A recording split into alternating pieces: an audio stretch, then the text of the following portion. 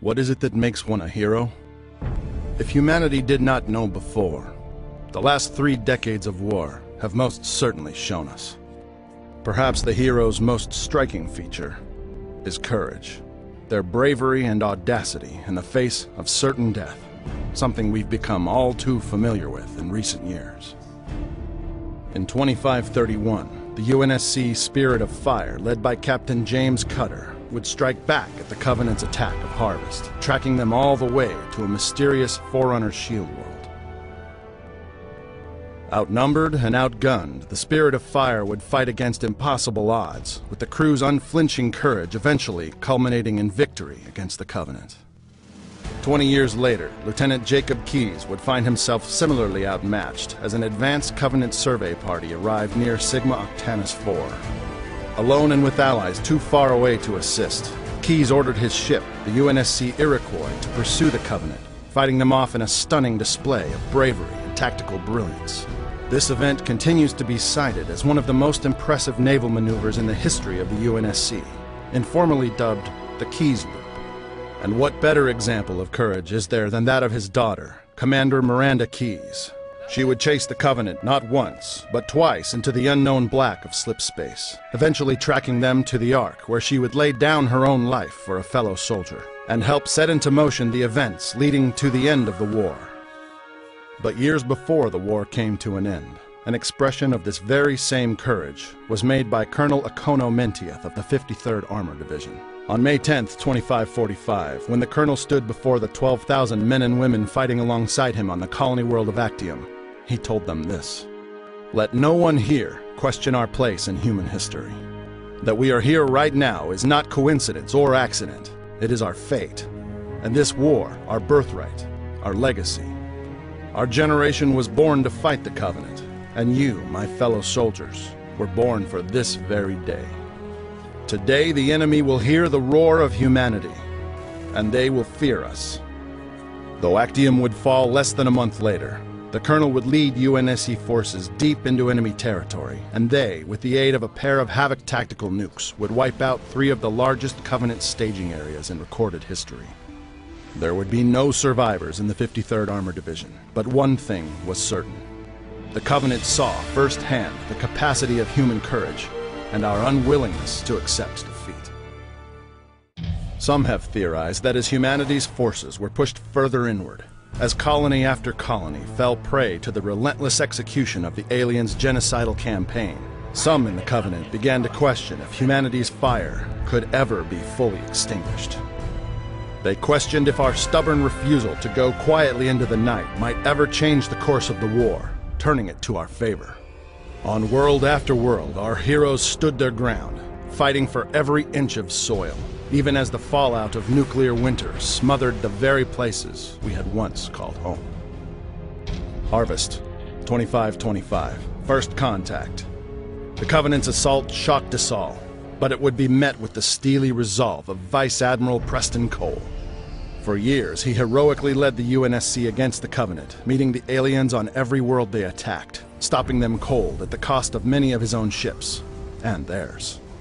Cole's resolve would eventually get Harvest back, but only after 5 brutal years of fighting both on and off the planet. Nearly 3 decades later, after this same determination had been proven on 100 other colonies, the Covenant would at last find Reach, a fortress world resting at the doorstep of Earth.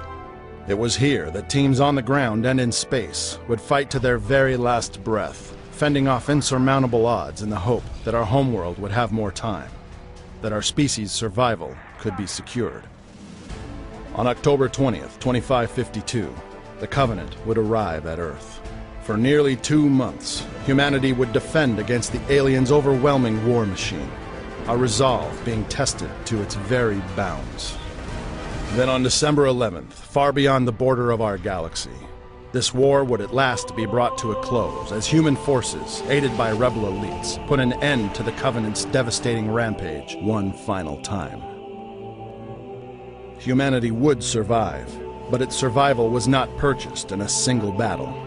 For 3 decades, it was fought and bled for by countless men and women of the UNSC, whose fortitude and bravery stood in the way of what would have been our species' guaranteed extinction.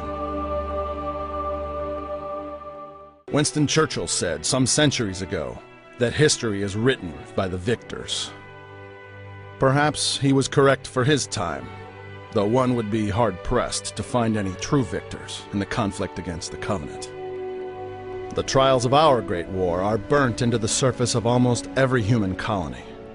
Our worlds reduced to ash, once defended by a faithful few against insurmountable odds.